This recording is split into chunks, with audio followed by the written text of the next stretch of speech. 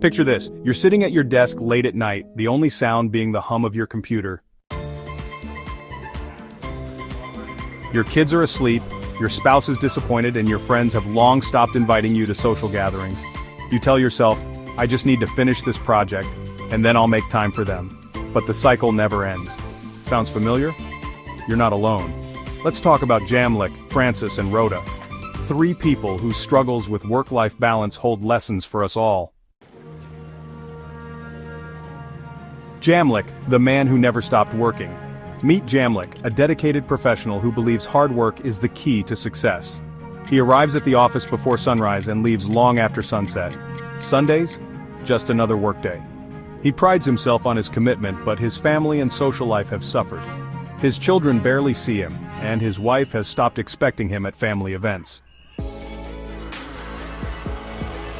Jamlick's community gatherings, non-existent. While his neighbors have built friendships through weekend barbecues and chamas, he remains an outsider, always too busy to connect. Slowly he realizes something. His work might be rewarding financially, but emotionally, he's running on empty. Francis, a second chance at life. Now let's talk about Francis. He worked at a private university and, like Jamlick, was a workaholic. He believed giving 110% to his job was the only way to get ahead. Unfortunately, his wife didn't see it that way. She felt neglected and eventually left him. For a whole year, Francis lived alone, struggling with the consequences of his choices. But something changed. He realized work wasn't worth losing his family over. He adjusted his schedule, started prioritizing quality time with his wife and kids, and even initiated monthly family outings. The real game changer?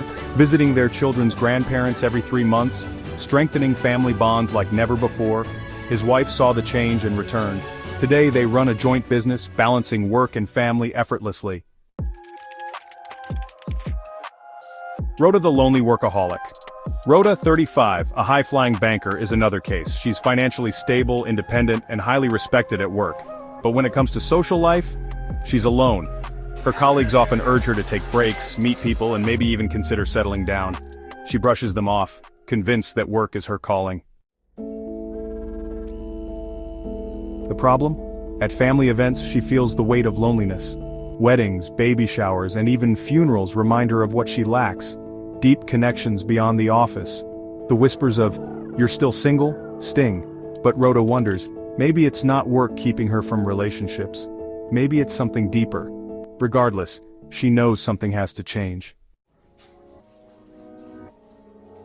The consequences of failing to balance work and life. Jamlick, Francis, and Rhoda's stories highlight what happens when work takes over. 1. Strained relationships. Loved ones feel abandoned. 2. Declining health, stress, burnout, and even chronic illnesses can arise. 3. Social isolation. Friendships and family ties weaken over time. 4. Emotional exhaustion. You feel constantly drained. 5. Regret.